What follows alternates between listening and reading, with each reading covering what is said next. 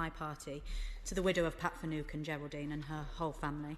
Like so many victims I've met, the dignity, determination and strength they have shown in the face of horror unimaginable to many of us in this House is humbling, and I know how difficult today has been for them.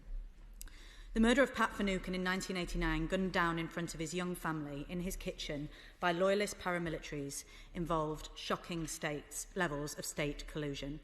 It is welcome to hear the Secretary of State repeat former Prime Minister David Cameron's apology, but he's right, it's not enough. There has never been an adequate investigation into Pat Finucane's murder, and Supreme Court Justice Lord Kerr has said previous investigations have had profound shortcomings that have hampered, if not indeed prevented, the uncovering of truth about his murder. That this crime could happen at all in our country is shocking. That it has never been investigated to a lawful standard is unjustifiable. And we have to ask ourselves, as we do with all legacy issues with the Troubles, do we accept a lesser standard of justice for citizens in Northern Ireland than we would if this terrible crime had happened in our own constituencies? The Secretary of State references the Manchester inquiry.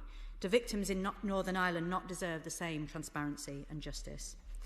I have listened carefully to the Secretary of State, but the decision he has taken today will be a desperate disappointment to the Finucanes, and I struggle to see how he can make the case that it prevents him from remaining in breach of his human rights obligations, as the Supreme Court found last year.